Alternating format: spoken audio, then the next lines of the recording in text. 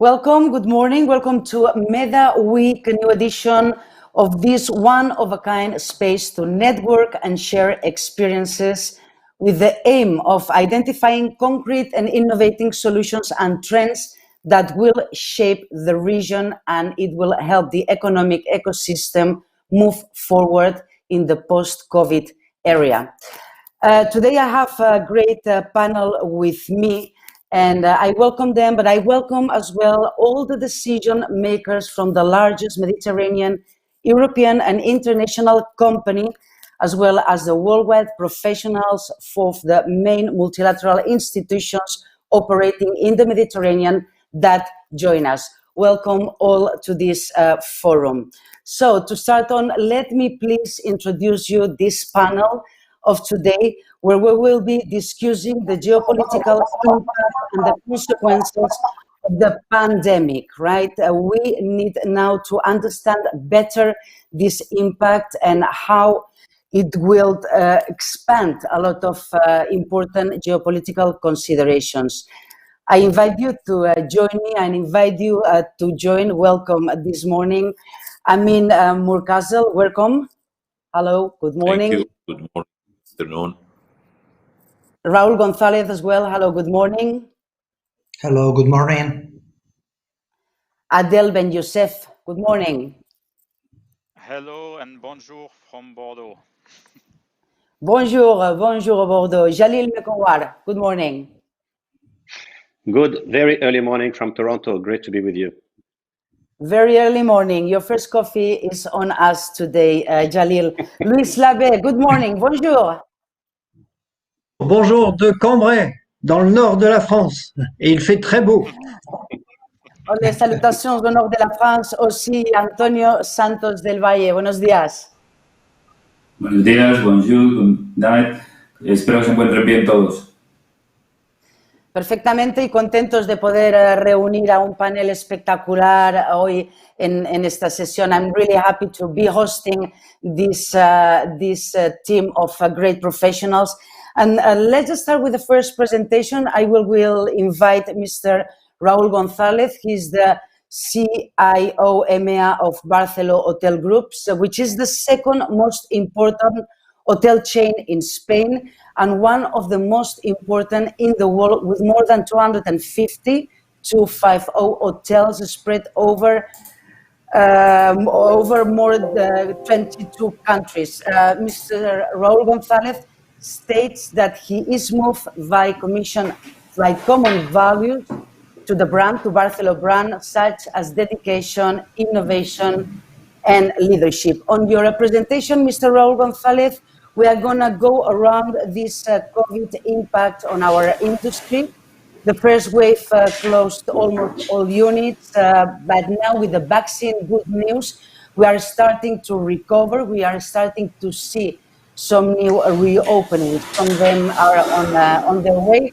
We have big issues. We had a few bookings in this period. We had this pricing nightmare. We had continuous cancellations all during this season. But now it's time to recover and it's time to focus on new strategies for your regions and for Barceló as well. Let's go on. Welcome again, and let's go with your presentation. Thank you very much for joining us today, Raúl. Thank you to you.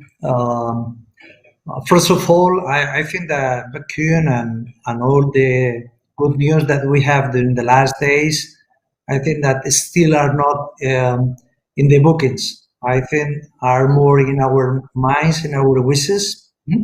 But if it is possible, we can show the small presentation that can be useful for try to explain and try to summarize the more important ideas. Can you go to the next slide, please? I will try to explain a little bit the effects of COVID-19, and later on I will try to explain how we are working with it. If you can move, please. I think only the first idea is how important is the sector for the Mediterranean countries. I think that it's important to say that more than 20% of the total international tourist arrivals are focused in the Mediterranean. 10 of the countries in the region are in the top 50 most visited in the world, and is the second most affected region in the world after Northeast Asia in tourist arrivals. Is 22% reduction year to date with the figures that we have at the end of September. Can we go to the next page, please, to the next slide? Yes, move to the, yeah. This is like Eva had explained at the beginning. We close in the region almost 1%, 100% of the hotels. We only maintain open 5 hotels in the portfolio that we have in Europe and the Mediterranean countries, only with this hospitals and for human reasons. No more. No? And today we have 75% reopened of the portfolio. And in the chart you can see more or less how when we open the hotels, that you see in July was the most important month for the reopening. But at the moment, at the same time, we are closing some properties. For instance, last week we closed 2 hotels in Barcelona because the occupancy level at the moment is less than 10% in many areas, in many cities, in many destinations. And we are analyzing every day if we can open new hotels or we must to close some hotels that we opened recently. Move to the next slide, please. I think that we can say that we see 3 different trends during the period. No? Is the demand had been very weak and very last minute. And I think that the most important point had been the restrictions to the mobility.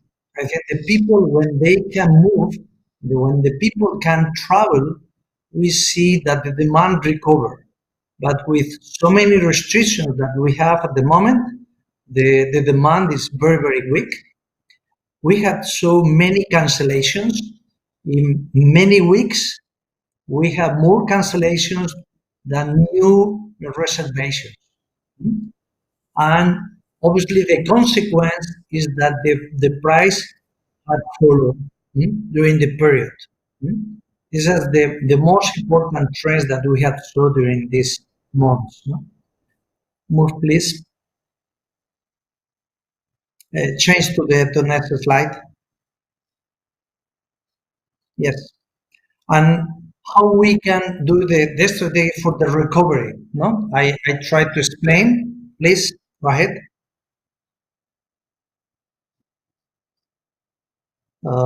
Please come back one. Yes. The next page.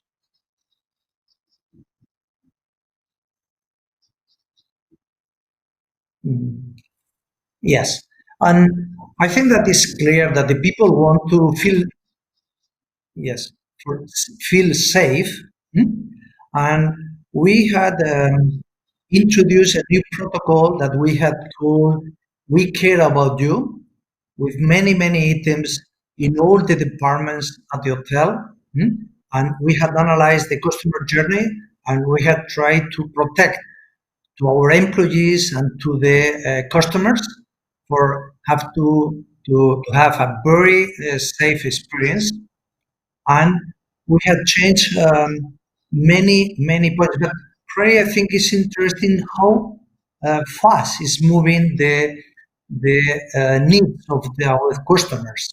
I remember when we reopened one hotel in the Czech Republic in June 1st, and the people want that we left the food and knocked the door, and the waiter left the space. A few days later, the customers asked for the buffet and for all the F&B experience. The people don't want to have a reduced experience when they come to the hotels. No? Please move to the next page if you can. Yes. That means, no, I'm sorry. Next slide, please. No. No. The previous one, please.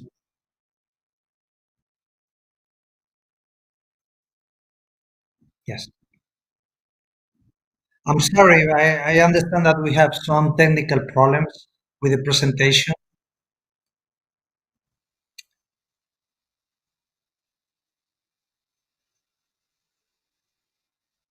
But like you can see, the situation with the pandemic is like now with the technical issue.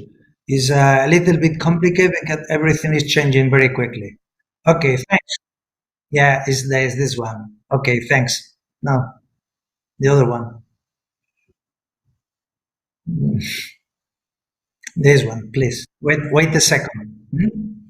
I think that is a trend that I have saw in all the countries that we have present is clearly the demand is very domestic in a space of 200 kilometers from their home is the most important demand for the hotels.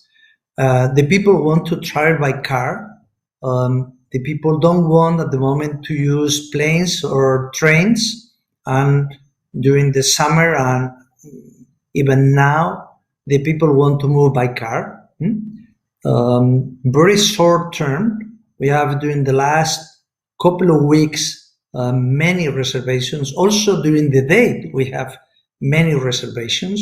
The people, the loyalty program is working very well. The people that know our hotels, they feel enough comfortable. They want to do reservation with us and have an experience with us. The people need flexibility. The people are not ready to do a reservation with no possibility to change the dates of the state because they are very worried with all the changes. And probably this is one of the main issues that we have, is that the people is worried if the government can change and have put the people in quarantine or ask for PCR test or any other requirements, and the people is worried about it.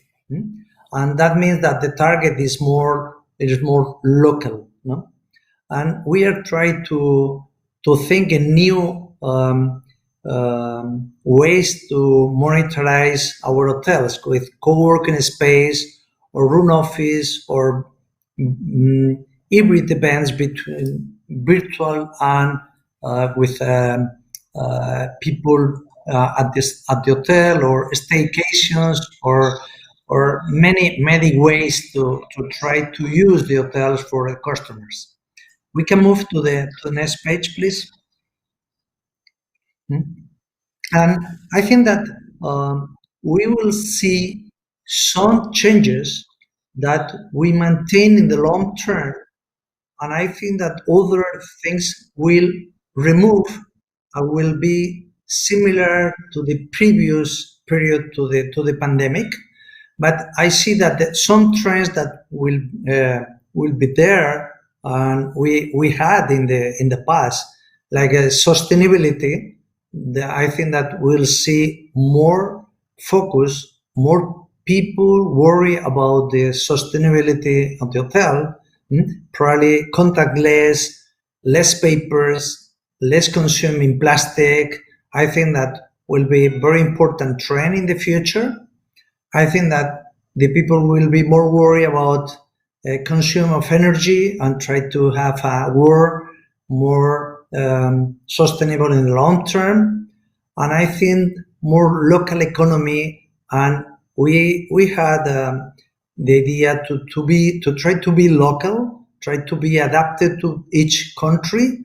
That means that the gastronomy, decoration, the building must be different in every country, in every place, and I think that will be more focused in try to have more local suppliers to be more sustainable in the long term.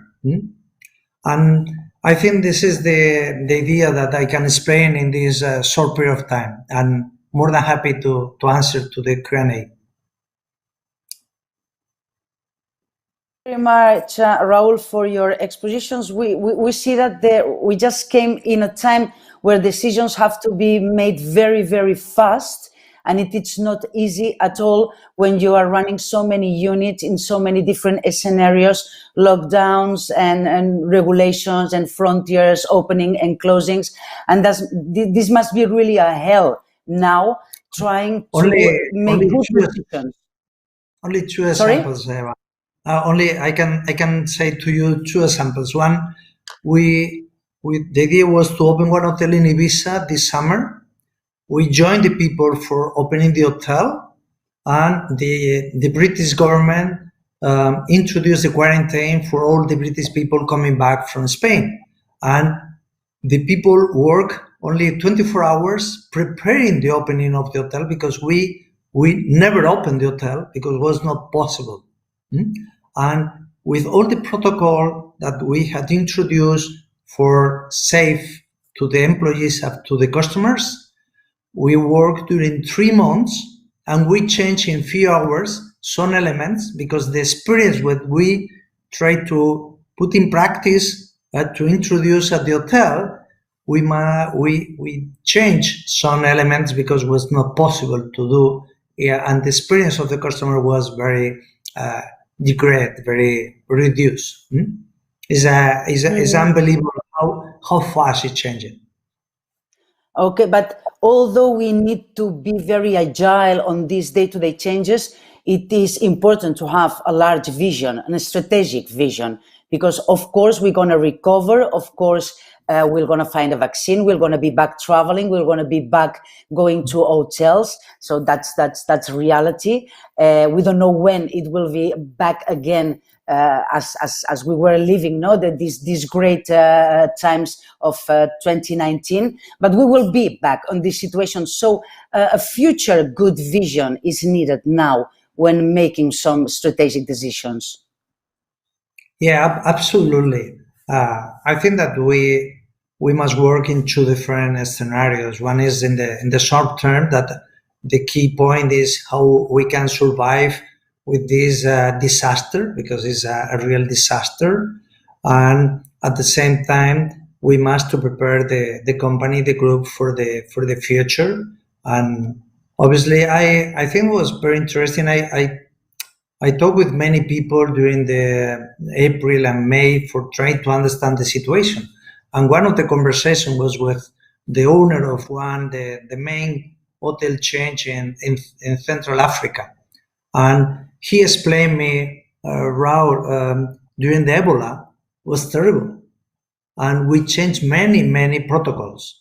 But few months later, when Ebola finished, we come back to many things that we never expected that recovered. That means, for instance, some people have said that buffet is died. I don't think so. I think that the people, the customer, love buffet because they want to choose, they want to do for their own. And if you try to reduce the offer for the customer, they are not happy. And at the end of the day, our business must be try how we can transmit the happiness to the people, no? And other point that is important: the people don't want to go to hospitals; they want to go to hotels and enjoy. And it's not easy in this time to protect to the people to feel safe, but don't feel that you are in a hospital. it's a balance. It is not easy. That's right. We are in an industry where we sell experiences, and that's all about to build experiences for people. Thank you very much, Raul, and I will be welcoming Amin Moukarsel. Amin, hello, good morning, bonjour. Amin is the president of Golden Tulip MENA Louvre. Good morning.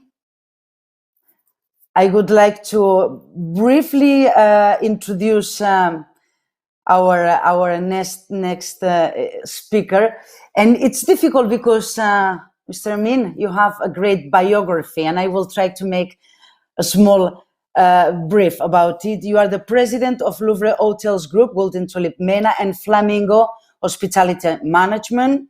And you are as well the driving force behind the launch of some of the most successful hotels in the region. You've created your own regionally inspired hospitality projects with Flamingo Hospitality Management Company, which started in 1998 with just 3 employees. And today, your company operates through the Middle East, the North Africa region, Georgia, and Kyrgyzstan with more than 60 hotels. You are advisory board member of the Arabian Hotel Investment Conference and the Emirate Academy of Hospitality Management in Dubai, as well of Al Okair Group of Tourism and Development, and of the Lebanese American University in Beirut.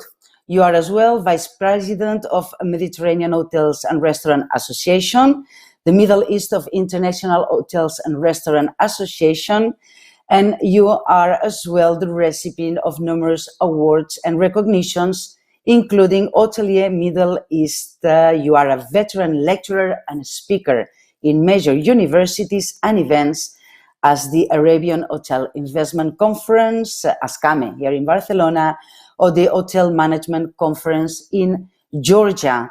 It's an extraordinary CV. Mr. Amin, welcome back. I think you're going to share today with us an extraordinary vision of yours of how to work on a better tourism in our region.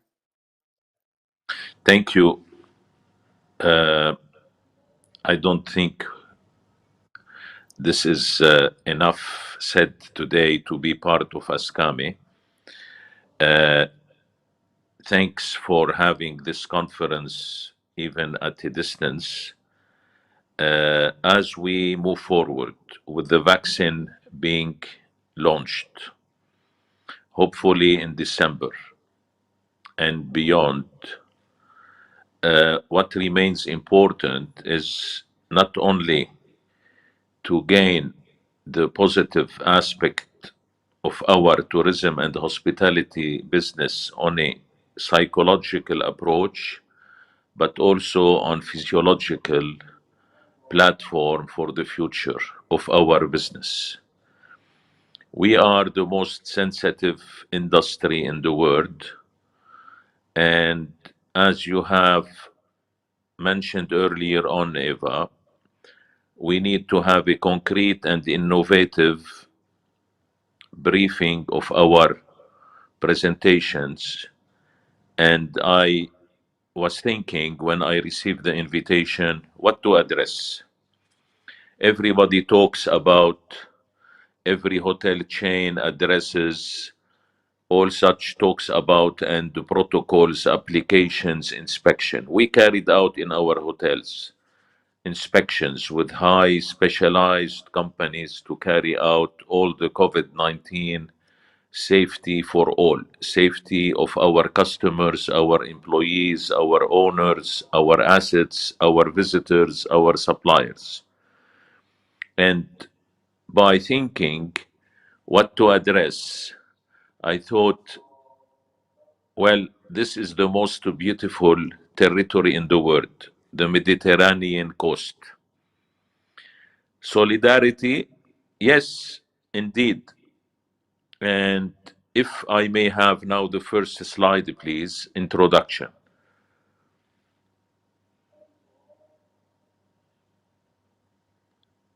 Can I have the presentation, the first slide, please?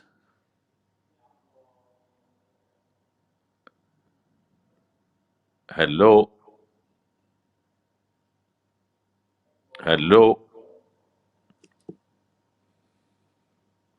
Hello? Are we connected?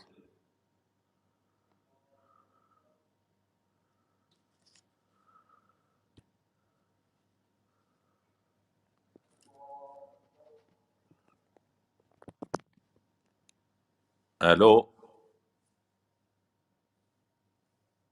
Hello? Are we connected?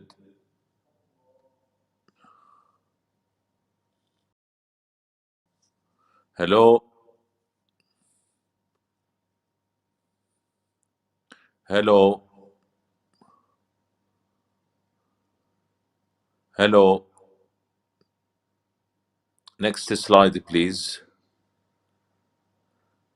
Yeah, so in my brief today, I will take you through the territory that everybody knows about, which means the most beautiful destination in the world, the Mediterranean coast, and thinking along the way to what to address, as many hotelier and all hotel chains and everyone's, and according to the World Health Organization, we had to apply similar protocols and take care of safety and sustainability, etc.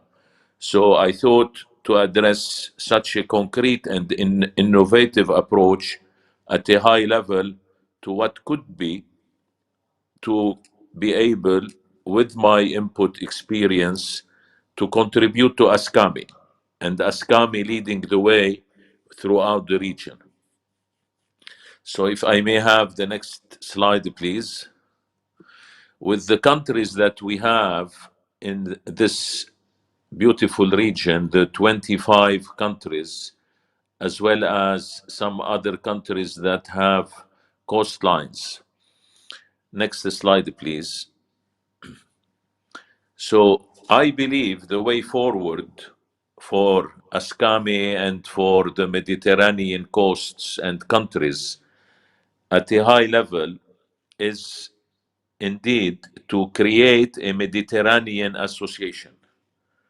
It could be an association, it could be a federation, and I would like it to be governed and part of ASCAMI.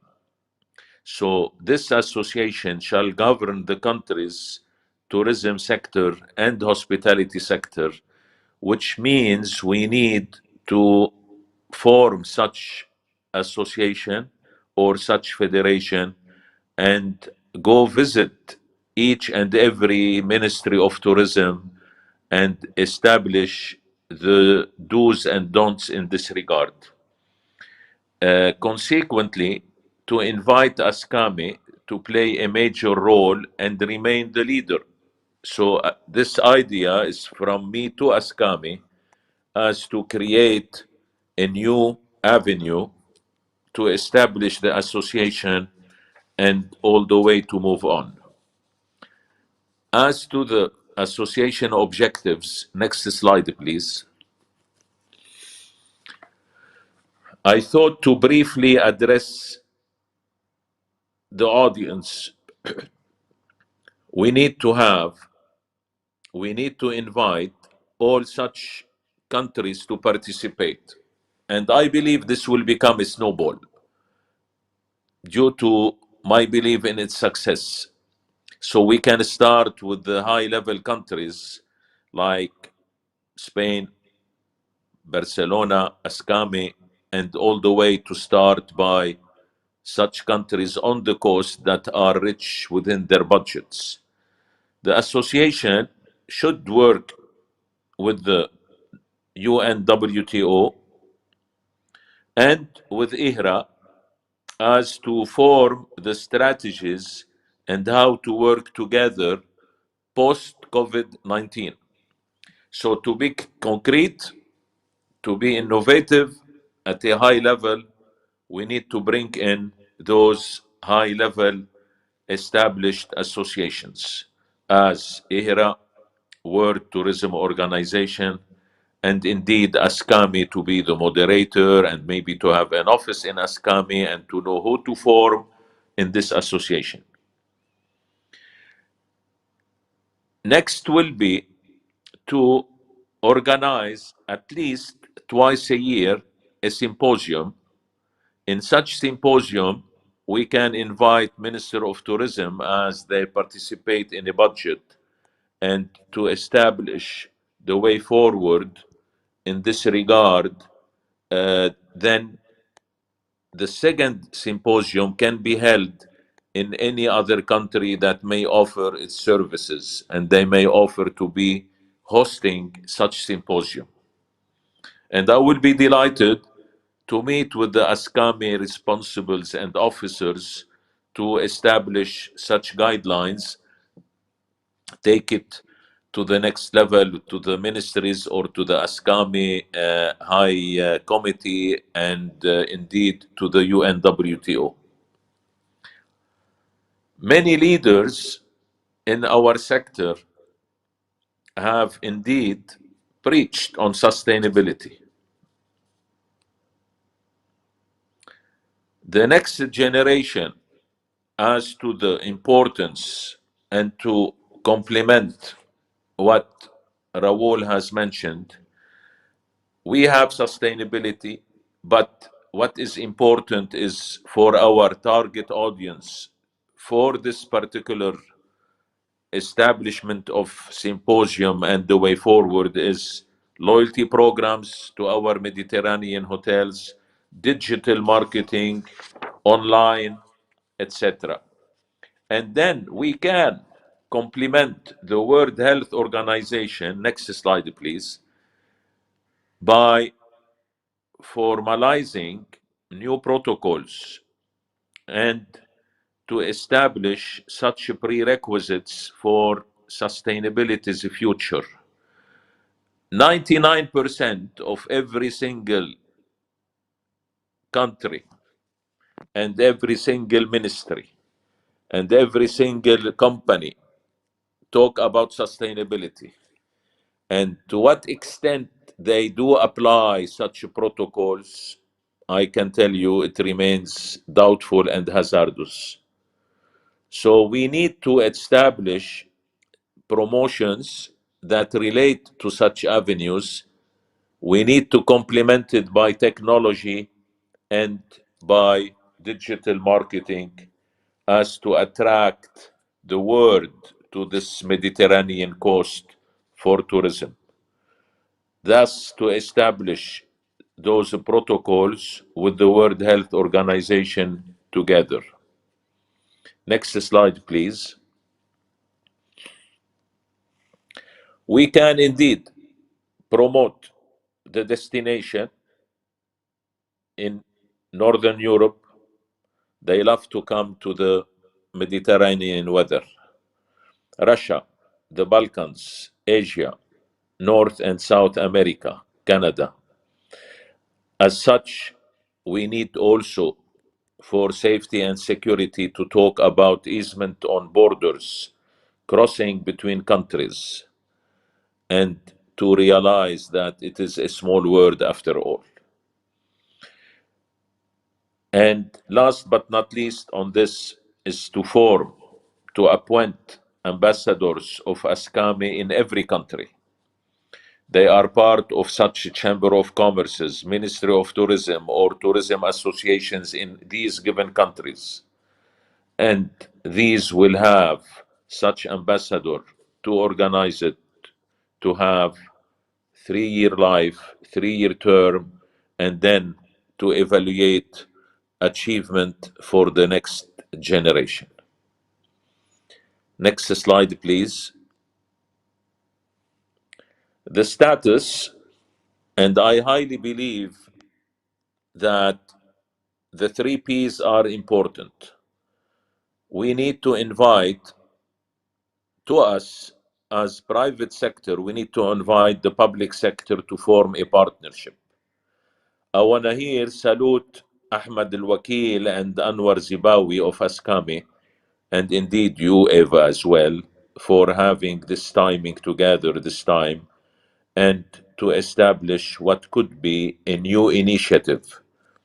Again, as you mentioned earlier, concrete and innovative approach Thus, these initiatives require diligent work, keeping our enthusiasm of this wonderful territory, this wonderful Mediterranean destination, and motivation. But all this will not happen, and it cannot occur if we don't have perseverance for such work that we can do. We remain, and on behalf of IHRA, unfortunately, Dr. Aidi could not attend, and we need to participate and I believe to form a workshop in this regard, and I remain at your disposal in Ascami. Very important to invite and to address ministries of tourism, tourism associations, or such bodies in these respective countries and inviting them, and Ascami is the core of this initiative. In conclusion, next slide, please. In conclusion, it is important to have such a value proposition for the territory. And to sum it up, post-COVID-19, to remain for sustainability, for safety and conformity, we need to rebound. We cannot stay idle and then like a mailbox. We need to rebound. We need to show our solidarity. And Ascami has led the way all these years, taking us post-COVID-19 to remain concrete and innovative at a high level, reaching a great deal of protocol on sustainability, on safety, and all the way on all protocols to apply. Our lives are becoming different post-COVID-19. And such initiative cannot happen without our private and public partnership, all the way to the Association for Tourism and Hospitality that we have lived in for all such years and such decades. Thank you. I remain available for any strategic review to establish with Ascami, and I believe it is time to be stronger, yet to remain together in the Mediterranean coast. Thank you, everyone. Thank you, Eva. Thank you very much. I mean, it's wonderful the way that this COVID has made us realize the importance of working together. This is extraordinary because in any country all over the world, we have realized the power of being together, of growing stronger together. And I think that your exposition, Amin, has been a great resume of the aim of many of us to work for a better industry and to work more coordinated and to unite our forces. We are one of the most promising regions in the world. We are 10 on the top 50 most visited countries in the world. So we are a superpower region. And I do really thank you for sharing with us and for inviting us to your vision and to your proposition. Thank you. All right, so let's move on our presentations this morning, and let's jump to technology, because digitalization is a key at the industry strategy, and many organizations, they've been working hard on implementing digital processes to their operations and marketing, but we have still a long way to go, a long way in front of us. And how data science and technology helps to transform hospitality businesses and drive their commercial and final performance. We have today with us Jalil Mekwar and Adel Ben Youssef. Hello, good morning, both of you. Bonjour. Bonjour. Good morning. Good morning. Adel Ben Youssef, CTO of INHOVATE Solutions. You work with enterprise customers to implement big data solutions, software, hardware, and consulting, and help them to define big data strategies by developing a highly skilled workforce experience at big data, data science, and artificial intelligence from first thought to implementation and beyond. And Lil McWhorr is the CEO of INHOVATE Solutions, and you are a visionary, forward-thinking, and results-driving global entrepreneur. You are a CEO and board director with a passion for people, excellence in hospitality, innovation and technology, and wellness, and a 35-year expatriation in Europe, Asia Pacific, Middle East, and North America. You have more than 30 years of international hospitality, real estate, and wellness experience. And you are here with us together with Adele to tell us how data science and technology is going to help to transform the industry. Welcome back again. Thank you very much. Let's go with your presentation. So I think Jalil will start the presentation. I will take the head of it on some slides, and I will probably speak in French. So can you just switch between me and Jalil, please?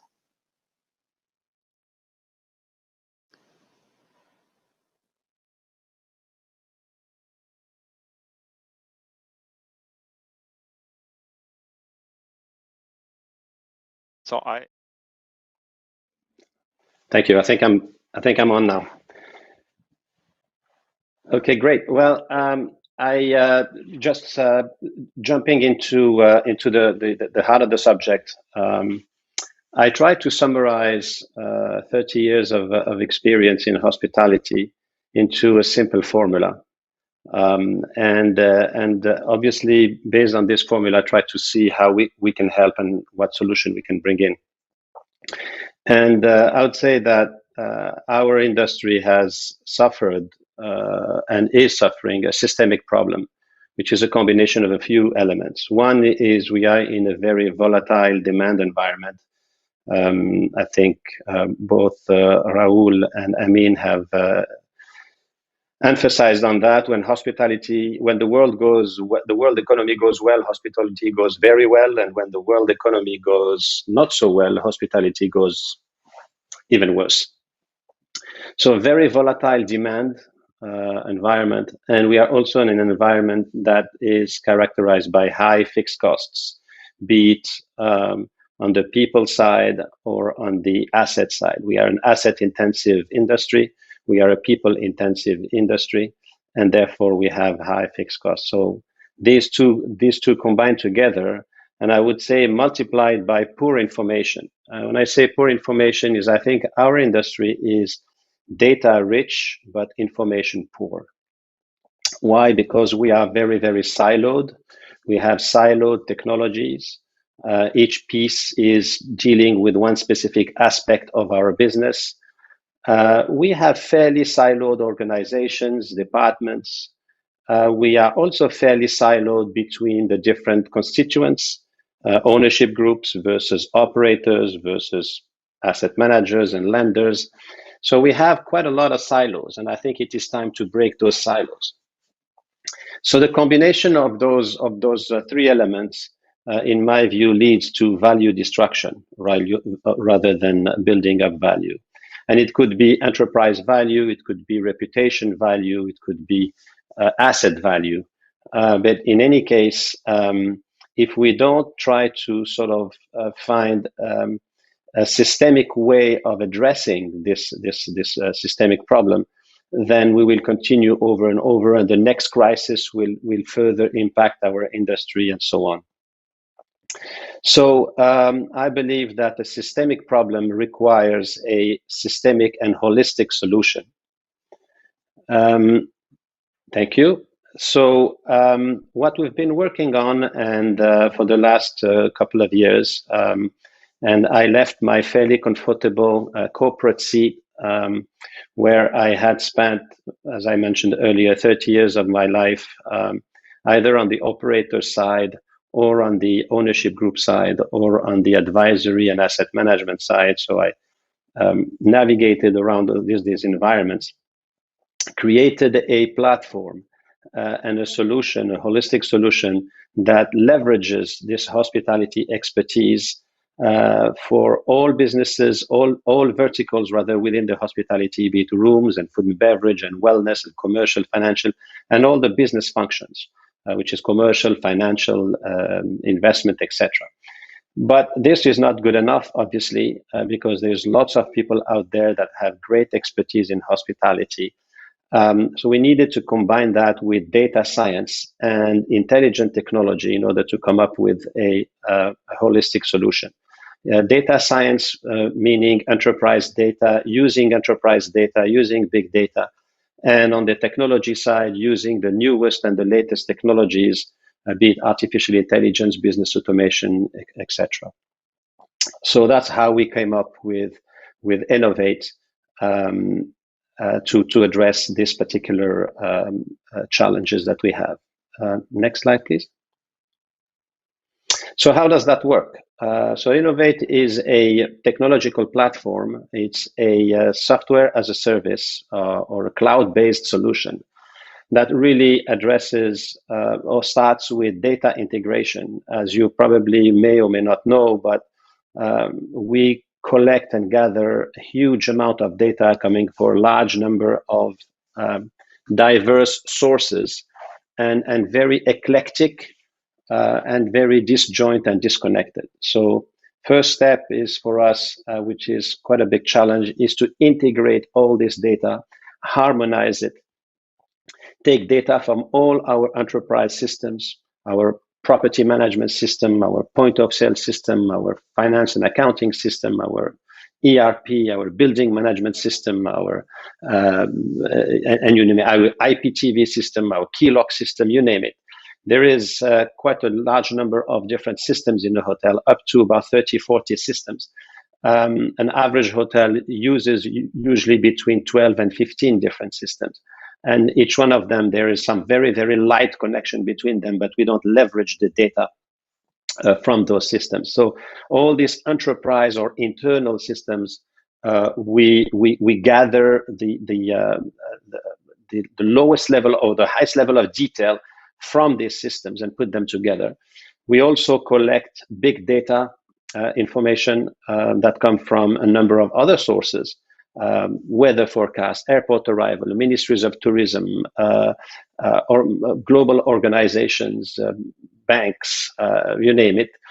So all this data are also put together, integrated, and harmonized together with collaborative data. That in itself is a huge endeavor, but that's not good enough, because we will end up having a lot of data, better organized, better connected, but still a lot of data. So how do we translate that into something meaningful? That's where we move to the second step, which is analytics intelligence, which basically consists in providing descriptive analytics, predictive analytics, and prescriptive analytics. And what does that mean is that it's nice to have all this data. We translate that into something that is analytically means something. So we extract automatically insights and recommendations and automated insight based on the correlation of all this information. So we can make predictions, we can make recommendations into taking this to the next step. And the third aspect is the business automation. So once you have translated all this data into information and that becomes knowledge, then what do you do with that? What are the necessary steps? I'm sure that we will all agree that there are a lot of steps that are required because of the diverse environments that we evolve in, and hotels and hospitality in general, hotels, restaurants, and the ecosystem around it it is a complex environment. There's a lot of components, a lot of elements, and we can fairly easily get lost in the middle of all of that. So being able to create collaborative action plans, which are meaningful, based on information, based on data science, having people collaborate together instead of working in different silos, into building the right action plans and the right actions, being able to monitor the results, being able to gain, to increase reliability, to increase ownership, to increase responsibility is critical, and to have also a great deal of transparency. So the platform that we propose also has a collaborative action plan, automated and collaborative action plan, which is critical. But also it's important to share knowledge. So we want to transfer the knowledge across people. We want to democratize access to knowledge, to information, etc., rather than to centralize it in only a few hands and a few lucky hands, I would say. That's our responsibility to our community, to our employees, to our owners, or to our operators, regardless of which side we are on, to transfer that knowledge and to transfer it in a way that is meaningful. And all of that is managed by workflow. So basically, the idea is to start with data, transform it into information, that becomes knowledge that helps us to make decisions. Those decisions will define which actions we're going to take, and that would lead to ultimate performance. So that's how. So that's our vision for the platform, and how this is how the platform functions. Next slide, please. And obviously, this has to be a holistic, but also a modular solution. We would like, or we are addressing all aspects of the hospitality industry. The commercial aspect, operational aspect, financial aspect, investment, environmental, organizational. So all of these are modules. We can't force people to consume everything we have on the platform or the whole solution. So therefore, it's very, very modular, and people, organizations, either owners, operators, asset managers, advisors, lenders, will pick and choose which module makes more sense for them, in order to drive their performance, drive their results, monitor the performance, and ultimately drive the asset value. Next, please. Thank you. So very, very briefly, just to have an idea, because it's nice to hear about this theoretical stuff, but what does it mean? It means that, what we think is it is important to have a one-stop shop that covers all aspects of the industry and of our business, where we could see in real time. I think Eva earlier was insisting on how critical with Raul it was to make very fast decisions. You can't make fast decisions if you don't have fast and accurate data and information at your fingertips. So real time is critical. Versatile is critical, to have versatile analytics, to be able to be very agile and very flexible.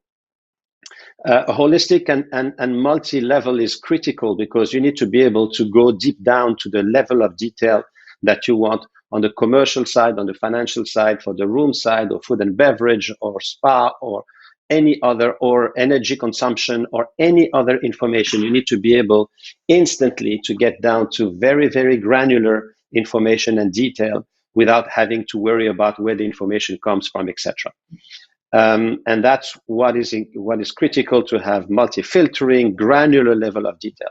And the bottom part really there is the intelligent, actionable insights. So it's nice to have all these graphs and tables and numbers and all of that. But what does it mean in my life? What are the key recommendations? So the system would automatically, through artificial intelligence, decipher the code of all this information coming from inside, but also from outside of our own business environment and hotels and restaurants, and then propose concrete, intelligent insights.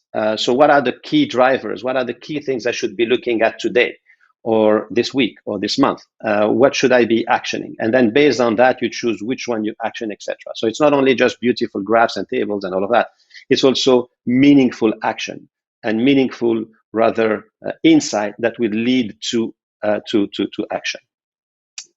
Next, please. I think we're getting into the technological side. I'm going to hand over to Adel, our Chief Technology Officer, who would be much better suited to talk about this. So over to you, Adel. Can we switch to Adel, please? Oui, merci Jalil. Merci Jalil d'avoir donné la vision de Innovate sur la plateforme que nous que nous construisons actuellement. Cette plateforme, elle part de la donnée. Donc l'essentiel, c'est de pouvoir capter, intégrer et harmoniser toutes les données à notre disposition qui existent déjà dans le patrimoine informationnel des hôtels, parce que comme l'a précisé Jalil, les hôtels sont très riches en données, mais très pauvres en insight et en informations relatives à ces données. Donc, le projet que nous construisons permet d'intégrer toutes les données, toutes les typologies de données, structurées et non structurées, d'intégrer des données en temps réel. Ensuite, il est question de technologie. La technologie, cette donnée-là, nous allons donc pouvoir la stocker, l'analyser et la traiter sur des environnements publics, cloud ou cloud privé, pour permettre à toute entreprise hôtelière de l'intégrer facilement et d'en tirer bénéfice. Donc, nous le construisons sur une architecture hautement scalable et distribuée qui nous permet donc d'atteindre des performances en termes d'exécution des processus, des performances inégalées jusqu'alors. Hein. Donc, nous utilisons pour cela les technologies utilisées par les leaders mondiaux de l'Internet aujourd'hui, qui sont Google, Facebook, LinkedIn. Nous utilisons exactement les mêmes architectures technologiques et les mêmes briques technologiques qui nous permettent donc d'atteindre des performances inégalées jusqu'alors. Donc ces systèmes sont hautement distribués et surtout tolérants aux pannes. Donc l'objectif final, c'est que les entreprises bénéficiaires de ces services n'aient aucune interruption dans leur fourniture de services et donc dans leur capacité à utiliser ces données qui sortent directement des architectures Innovate.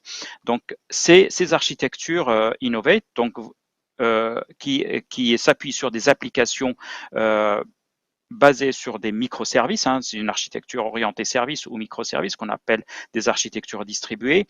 J'espère, avec mes mots, ne pas vous noyer dans trop de technologies. Donc une architecture de type microservice, une architecture qui repose sur des principes fondamentaux qui sont le security by default et le privacy by design, c'est-à-dire que dès la base, dès le début de la construction de nos environnements, nous nous assurons d'être conformes à la réglementation et de nous assurer aussi de la sécurisation de la totalité des données que nous traitons, hein, la donnée de nos clients, mais aussi les données que nous générons à travers nos différents algorithmes. Et bien sûr, la partie conformité, hein, de se conformer à la réglementation, d'être conforme, permet de rassurer à la fois les utilisateurs en termes d'entreprises hôtelières, mais aussi les clients potentiels, le end-user, sur la protection de sa donnée privée et la conformité au RGPD. Je vais aller ouvrir le capot, hein, comme on dit, hein, aller encore un petit peu plus bas dans le détail technique pour vous donner un overview, une image d'ensemble de ce que cela représente en termes d'architecture logicielle et matérielle. Est-ce qu'on peut passer au next slide, please? Voilà. Donc, comme on disait tout à l'heure, l'architecture permet d'ingérer des données de différentes sources, qu'elles soient structurées ou non structurées, donc en mode natif. Donc, nous avons bâti notre système sur des capacités d'ingestion de différentes typologies de données, des données existantes, des données des PMS par exemple, des données de réseaux sociaux, des données de sites web, des données aussi de documents existants, que ce soit des documents Excel, par exemple, qui ont servi à de l'analyse financière. Donc, tous ces systèmes-là, nous l'ingérons et nous le stockons dans des systèmes distribués avec des architectures modernes qui nous permettent ensuite de développer des algorithmes de data science, des algorithmes d'intelligence artificielle, des moteurs de recommandation, des moteurs de recherche, et de bâtir ensuite des composantes qui vont permettre de prendre des décisions, notamment en tout ce qui est décision analytique en predictive analytics ou en prescriptive analytics. Donc cette architecture-là, bien sûr, est exploitable dans un environnement en mode SaaS, c'est-à-dire qu'il n'y a rien à installer chez le client, il n'y a pas de client de logiciel à installer en tant que tel. On peut y accéder à travers des navigateurs, de simples navigateurs ou à travers des interfaces mobiles ou des tablettes. Mais nous prévoyons aussi de pouvoir l'intégrer dans des systèmes existants, des systèmes opérationnels existants tels que des systèmes financiers, par exemple, pour pouvoir enrichir les analyses financières et ainsi donner encore plus de capacité dans la prise de décision pertinente pour une meilleure gestion hôtelière. Donc, le dernier point qui reste à préciser, c'est le fait d'être cloud agnostique. Nous ne nous privons pas d'être complètement indépendants de tous les opérateurs de cloud pour permettre justement une très grande flexibilité et une plus grande capacité d'intégration dans les environnements existants des entreprises hôtelières. Donc, pour résumer, je dirais que la volatilité et les rythmes incessants des changements dans le secteur de l'hôtellerie et de la restauration donc exigent que les personnes et les systèmes fonctionnent continuellement en synchronisation. Et c'est cette synchronisation en temps réel que nous recherchons d'atteindre, c'est-à-dire qu'à tout moment, les personnes qui sont en position de devoir prendre des décisions pour améliorer le fonctionnement hôtelier doivent pouvoir les prendre sur des données fraîches, des données à jour et des données en presque temps réel. Donc nous le faisons en mettant en œuvre des solutions donc de type big data, logiciel et matériel, sécurisées et conformes à la réglementation, notamment relative à la protection des données personnelles, et en définissant des stratégies de data analytique, de data science et de AI dès les premières briques opérationnelles. Donc, la plateforme INHOVATE que nous proposons permet d'intégrer donc une grande variété de systèmes isolés, met en corrélation l'intelligence des données à travers de multiples fonctions et permet aux équipes de collaborer pour transformer des données fragmentées en informations et actions intelligentes et normatives en temps réel pour une prise de décision. Donc, je pense que je vous ai donné un aperçu sur la partie technique, sur la partie technique de l'architecture, et je repasse la main à Jalil pour la suite donc de la présentation. Merci de votre attention et je reste à votre disposition si vous avez des questions. Jalil. Thank you. Thank you very much, Adel. Jalil, you've said something in the beginning of the presentation, which is great. We have a lot of data, but we have not much information. That gives us a great opportunity to work with all this data, to integrate this data, to stop working on silos, and to take profit of this ingenious quantity of data that we make in the whole customer journey, right? Every day in thousands and thousands of destinations by millions of travelers and organizations. Thank you both very much. I think it has been very enlightening on how technology help us to understand, to get this knowledge out of data and to convert it in this information that help us to be more agile and more strategic in our decisions. Thank you both very much. And let's move to Luis Lave. Luis, Hello, bonjour, Luis. Bonjour. You've been since 1970 the private and public, and you've been immersed in industry, trade, agriculture, services, public administrations, local, national, and international, and private companies. You've conducted national and international negotiations, and you know a lot about security, and you have a great presentation today for us, because the risk is not just COVID, is it? We have many other risks. And I think that your vision will help us to understand that it's not only COVID, but what is risk about in our industry. Thank you so much for joining us. The stage is yours. Will speak English. Sorry, I will speak French. And la raison pour laquelle je me suis intéressé à l'industrie hôtelière vient du fait que les travailleurs en expatriation ou les voyageurs à titre professionnel sont toujours sous la responsabilité de leur employeur en matière de sécurité, santé et conditions de travail.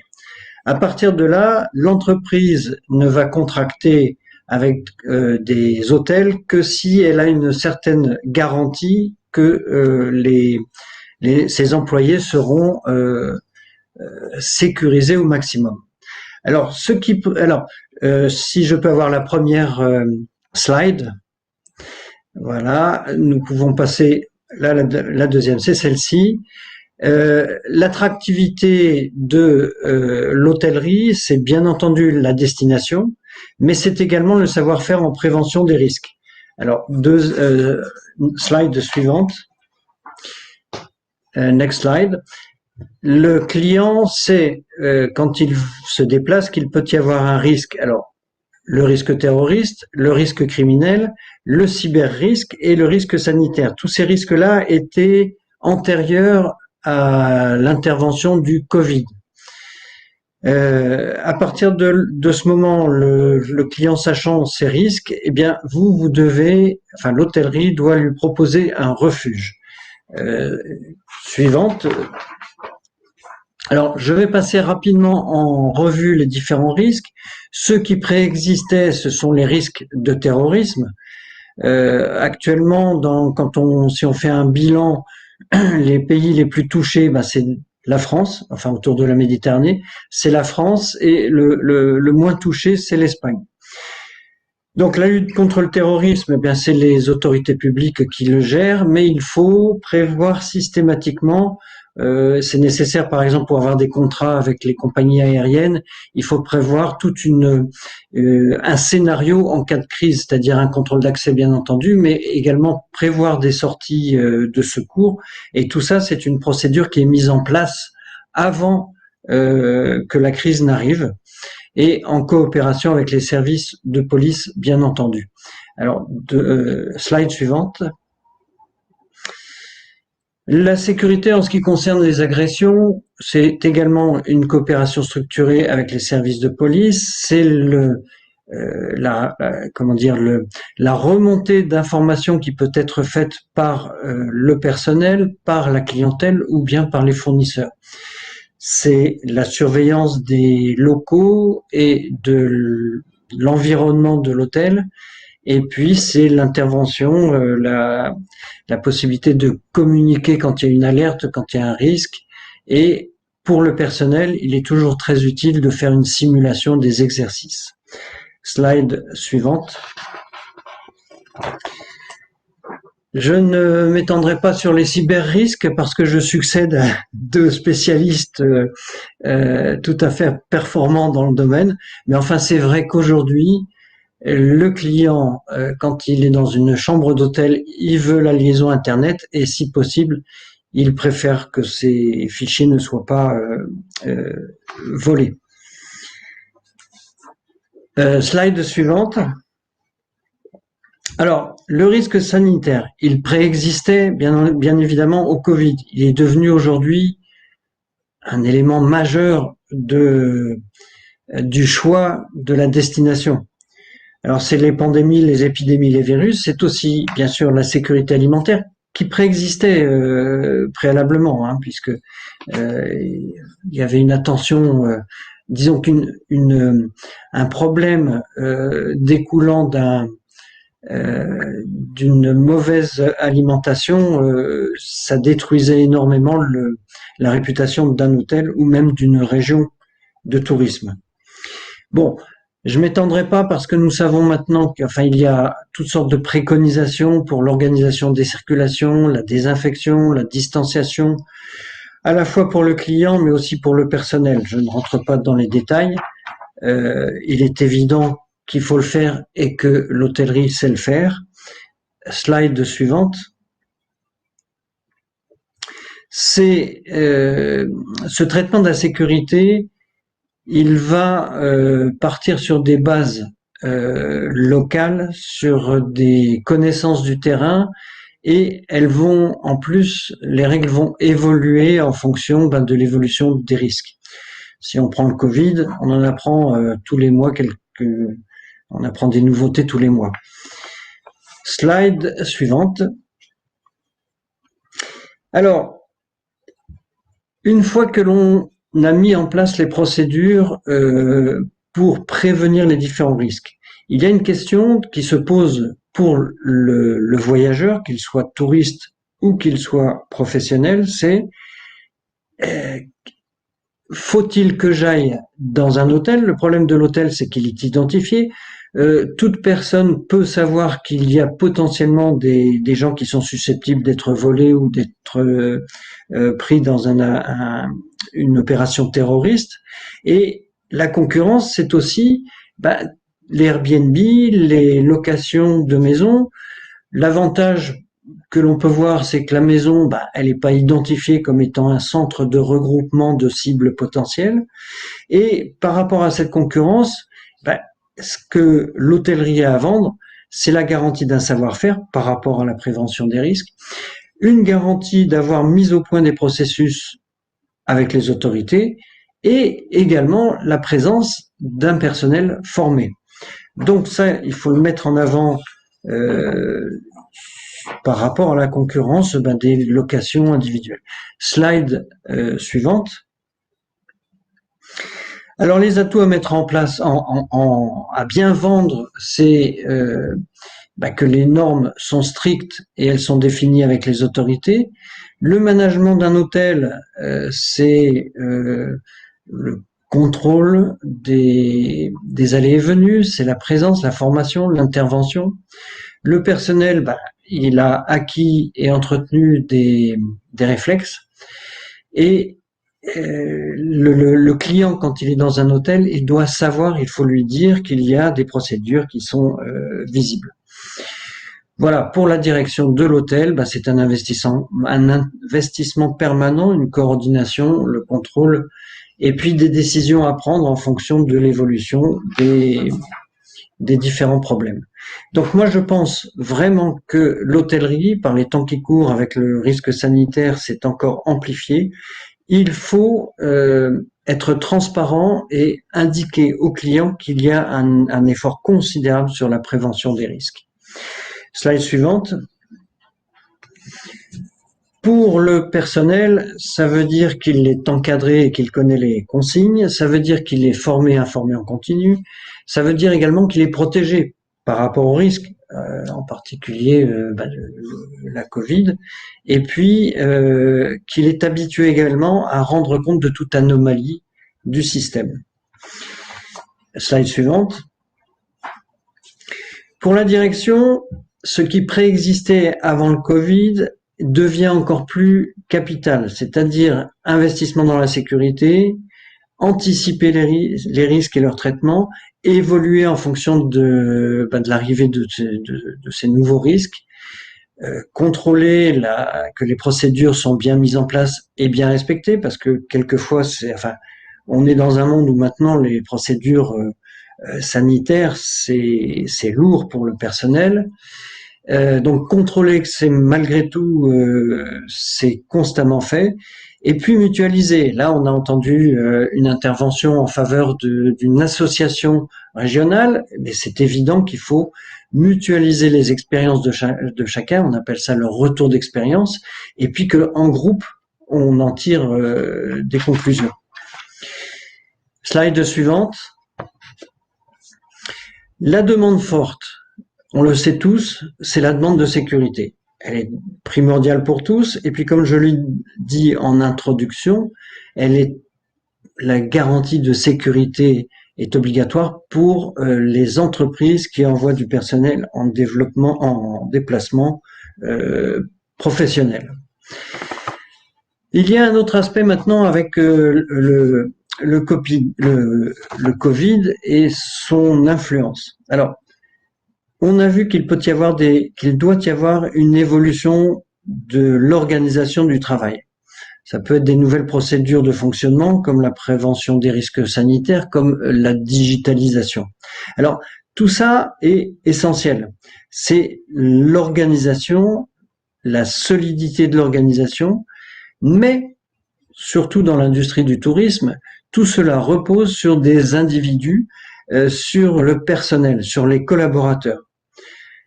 Les questions techniques peuvent être retardées ou accélérées en fonction de l'environnement, en fonction de l'actualité. Par contre, ce qui est important, primordial, essentiel, c'est que les collaborateurs ne faillissent pas. Or, aujourd'hui, la direction d'un hôtel ou n'importe quelle entreprise ne sait pas comment chacun de ses collaborateurs a vécu, vit encore les confinements, le stress d'avoir quelqu'un dans sa famille qui va être malade. Il y a le problème du statut. Vous avez des salariés qui gardent leur salaire, et puis vous avez toutes les personnes qui étaient en CDD, toutes les personnes qui étaient en intérim, toutes les personnes qui avaient des contrats saisonniers. Tout ça, ce sont au sein même d'une entreprise des collaborateurs qui n'ont pas le même vécu, qui n'ont pas non plus le même statut. Alors, ça, le chef d'entreprise ne le sait pas, ou il n'est pas forcément au courant. La communauté de vie de l'entreprise n'est pas forcément habituée à faire attention au collaborateur qui est à côté. Et quelquefois, le collaborateur qui se dit « moi, j'ai perdu énormément d'argent pendant cette période de Covid, alors que mon collègue qui lui a un contrat différent n'a rien perdu », eh bien, cette personne peut s'estimer avoir droit d'être jalouse. Et cette différence de traitement peut entraîner dans une entreprise des formes de jalousie et éventuellement déboucher sur des conflits interpersonnels dont la raison n'est pas du tout le fonctionnement de l'entreprise, mais ce sont des raisons extérieures à cette communauté qu'est l'entreprise. Et ça, la direction ne peut pas forcément le savoir, sauf, et je terminerai là-dessus, sauf si elle organise, si elle demande au management de proximité d'être attentif aux signaux faibles, de parler avec les individus, avec les collaborateurs. Si la direction organise des relations sociales, des réunions entre différentes personnes, mais aussi un vis-à-vis avec les collaborateurs pour identifier les personnes qui sont en détresse ou qui ont dans leur environnement matière à être stressées. C'est la direction d'entreprise donc et le management qui doit prendre en compte les signaux faibles, qui doit éviter les problèmes avant qu'ils ne se soient révélés. Et c'est cette cohésion sociale à l'intérieur de l'entreprise qui sera capitale pour l'après-Covid et pour le fonctionnement.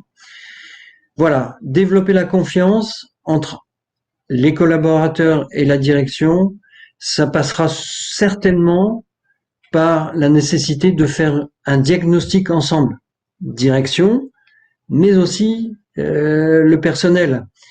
Et puis, une fois cette phase d'établissement de confiance effectuée, eh bien, la direction devra fixer un cap, bien expliquer aux collaborateurs, parce que ce qui est essentiel psychologiquement, c'est de se dire, bon, nous avons des problèmes aujourd'hui, mais nous avons une vision, nous allons reconstruire, accueillir les touristes, accueillir la clientèle, etc.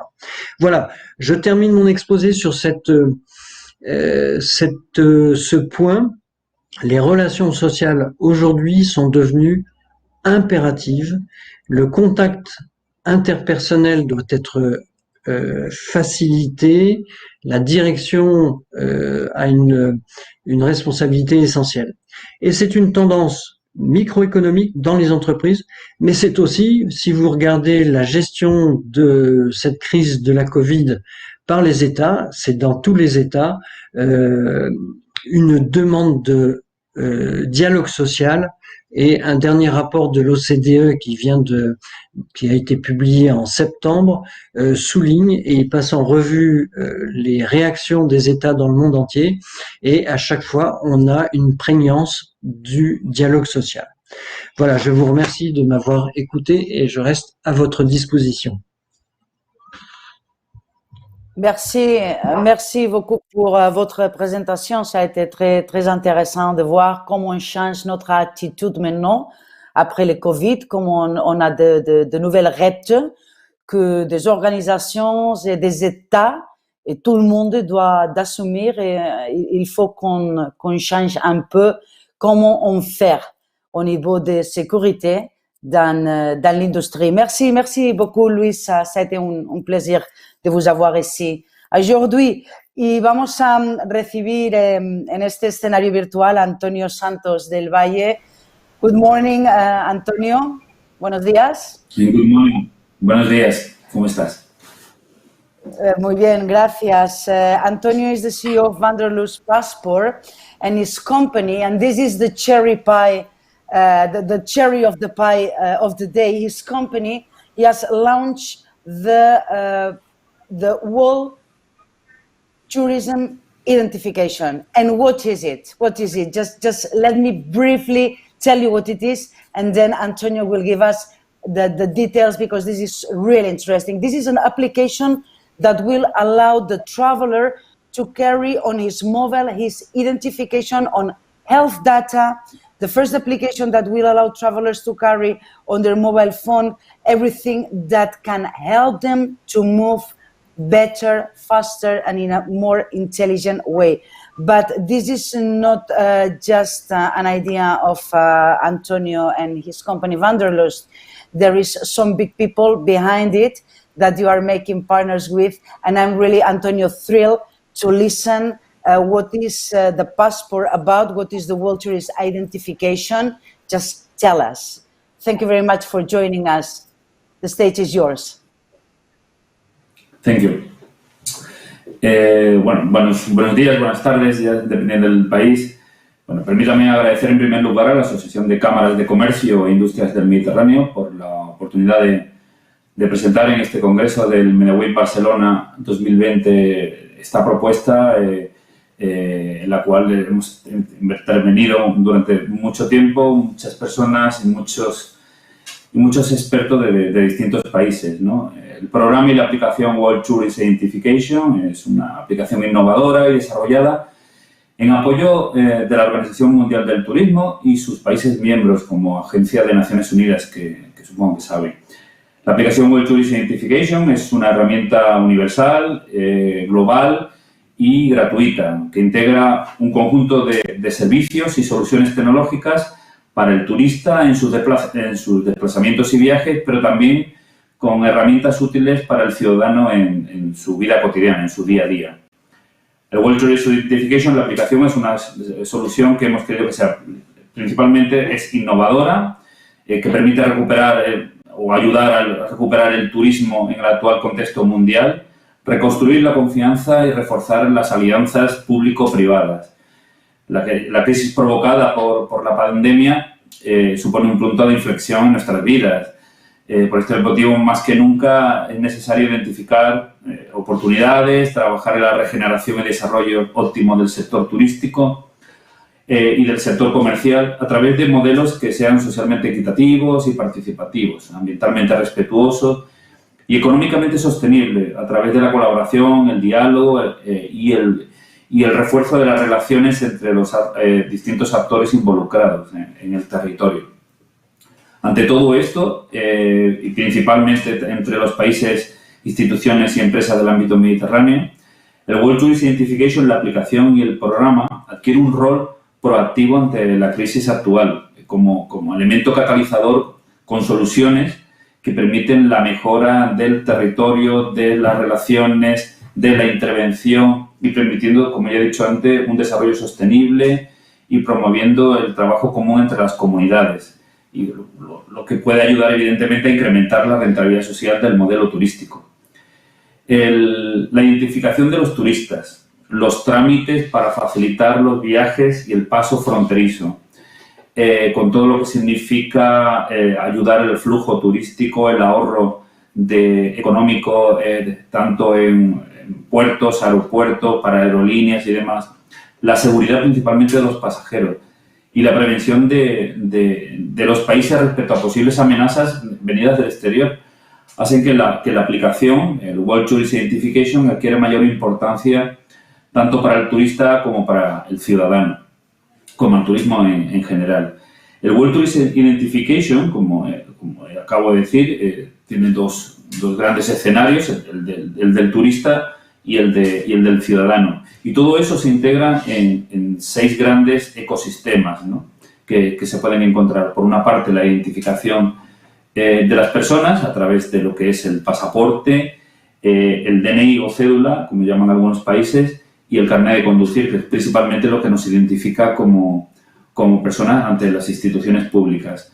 Después tiene otro gran ecosistema, que es el mundo de la salud, que ahora veremos un vídeo donde se pueden ver que son herramientas que permiten integrar tu historial médico, certificados de vacunas, certificados de prueba incluso de COVID, en fin, muchas otras. El otro gran ecosistema es la información de los destinos turísticos en relación y colaboración con instituciones públicas y privadas del mundo, en la cual se pueden encontrar desde los protocolos de bioseguridad, tan de moda ahora para cruzo de fronteras, guías, mapas y otras herramientas que vamos a ir integrando. Después tiene un importante canal de entretenimiento y de ocio, pues para que podamos utilizarlo ahí no solamente en nuestros viajes, sino en nuestra vida diaria. Productos y servicios turísticos que podamos utilizar en nuestro día a día y también en nuestro viaje. Y después el último módulo, el gran otro módulo, que ahora veremos también en el vídeo, es el módulo de pagos, es decir, World Tourist Identification, el usuario se va a poder encontrar una tarjeta virtual, una tarjeta prepago virtual que además es gratuita, mediante acuerdos con grandes bancos y esquemas, donde el usuario puede tener su tarjeta virtual World Tourist Identification, como ya te he dicho, en colaboración con grandes bancos, y podrá utilizar en cualquier lugar del mundo. Ahí podrá recibir remesas, ahí podrá utilizar y cargar dinero para poder utilizar en sus viajes o en su vida diaria. Es decir, hay muchísimas, en este caso, funcionalidades. Es decir, hablamos de una herramienta muy concreta que integra sobre todo soluciones y que permite y que ahora mismo está diseñada, y como os he dicho, muy en colaboración y en apoyo de la Organización Mundial del Turismo, para eso mismo, es decir, la reactivación turística, la reactivación comercial, la reactivación de intercambio, la reactivación de esa industria de paso de fronteras, de paso de territorios y que conlleva y que incide y que impacta directamente en el desarrollo de los territorios, ¿no? Por tanto, a través del World Tourist Identification, Wanderlust es la empresa que hemos desarrollado todo esto en colaboración con muchas otras empresas de identificación europeas, por ejemplo, como IDEMIA, que es un líder mundial en lo que es la identificación de las personas, ofrece al turista una aplicación integral que permite, como ya he dicho, la activación del territorio, pero sobre todo tenemos que tener en cuenta que permita el desarrollo de las economías locales. Y además, repito, es importante, es una aplicación segura para las instituciones, segura en todos los ámbitos para el usuario, segura para el turista y con un alcance masivo. Es decir, es una propuesta global. Creo que si me permites, creo que si presentamos, si se activan el vídeo para que además dura 2 minutos y algo, puede ser incluso más aclaratorio de lo que se ha dicho. We have developed the World Tourist Identification app. This app generates a digital identification of a tourist by making a derivation from the physical passport in order to allow citizens and control entities to have all the information one click away. It is very easy. Once you accept the terms and conditions, the app takes you to do a quick scan of your passport, to take an extraction on the photo page by reading the MRZ code that is embedded in it. Then, you will need to register the data that is not in the passport, such as country of residence, email, and phone number. Then, the app asks you to take a selfie, doing a liveness detection process, which is a proof of life to make sure that the person is in front of their smartphone and that they do not use a photo or a mask to impersonate that person. Once the app compares the selfie and the passport photo through facial biometry, the tourist's digital identification is generated. All the data entered will be stored in a secure piece of software on the mobile device. With this, we make sure that all the information is safe against any attempt of cyber attack on a server. We protect all your data. Immediately, the app begins to organize the profile. Since our solution is privacy by design, you can decide what personal attributes you want to expose in the digital identification. We want people to be part of this digital transformation the world is facing.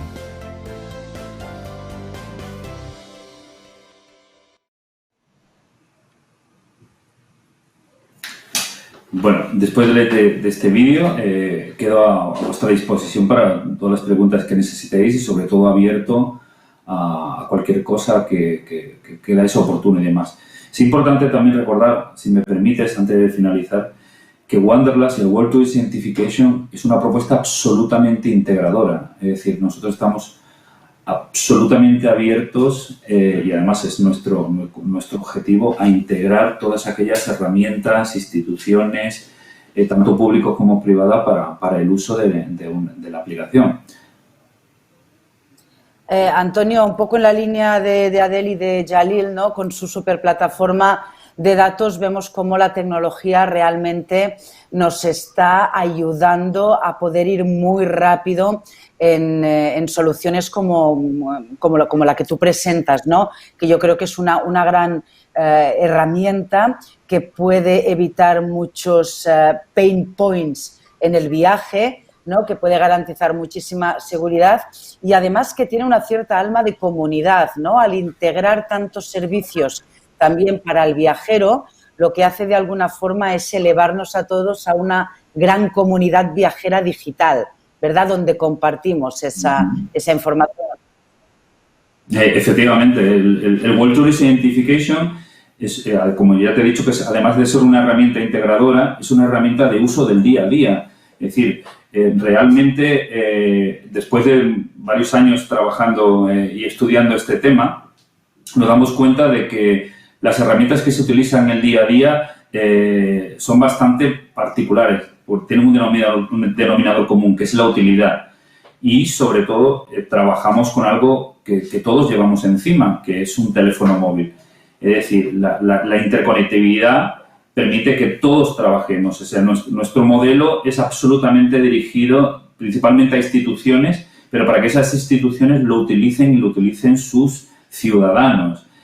Por eso nuestros acuerdos con grandes países, con instituciones públicas, realmente después se ramifica en toda la sociedad de una manera bastante tanto horizontal como vertical. Por eso, nuestra herramienta y nuestro acuerdo de nuestro desarrollo, incluso en apoyo de la Organización Mundial del Turismo como agencia especializada en el sector turístico, pero además abierta a otras agencias y a otras instituciones también con aspecto tanto locales o territoriales como puede ser Europa o América, sino también incluso ya globales, ¿no? Es decir, de cómo podemos trabajar. Para nosotros ha sido siempre muy importante el tema del Mediterráneo, no solamente porque seamos un país mediterráneo, yo soy español y absolutamente mediterráneo, sino que es que además lo que significa el aspecto mediterráneo con todo lo que es la historia y la base cultural que nos permite entre nosotros crear este gran principio que algunos llaman el primer territorio globalizado, ¿no? Que fue esta cuenca del Mediterráneo que llega hasta el estrecho de Gibraltar y demás. Es decir, tenemos ahí una gran comunidad que nos permite, en este caso, trabajar conjuntamente, utilizar herramientas y extrapolar además a otros grandes territorios, interconectar grandes territorios como puede ser el Mediterráneo, con América, con Asia, con África, y siempre con un lenguaje y una herramienta común, que es lo que estamos buscando todos. Antonio, muchísimas felicidades por el proyecto, and I think it's time to finish this session. This year's edition of MEDA Week Barcelona is being organized by the Association of the Mediterranean Chambers of Commerce and Industry, for ASCAME, the Barcelona Chamber of Commerce, the Union for the Mediterranean, the European Institute of the Mediterranean, and the Council del Consorci de la Zona Franca de Barcelona. Thank you very much to all of them. Thank you to you for making, again, this Hotel and Hospitality Forum one of the most iconic forum of the Mediterranean Week of Economic Leaders. We've been today talking with Amin Moukarsel, President Golden Tulip MENA and Louvre Hotels Group, and we've shared your vision of how we can grow together, we can make it better together. Raúl González, CEO EMEA from Barceló Group, as well, checking out the moment of the industry and these forecasting trends that he's been sharing with us. From INHOVATE Solutions, we've been with Adel Ben Youssef and Jalil Mekowar, discovering a great data platform where we can try to make much profit out data, not just making data, but working with data. Luis Labe, merci beaucoup as well for sharing your vision on how the attitude on security is changing and has to change. And finally, Antonio Santos del Valle, muchísimas gracias for sharing with us as well this passport, which is a revolutionary tool, which I really wish you a lot of success. Thank you, all of you, for sharing with me this morning. It has been a pleasure moderating you. I think that we all have shared a lot of knowledge, a lot of information, and thanks again for joining this session. And I wish to you and all your teams and family the very best, and looking forward a great Christmas time. Thank you very much to all of you. Thank you. Thank you. Bye. Thank you, everybody. Thank you, and all the best. Ciao, ciao.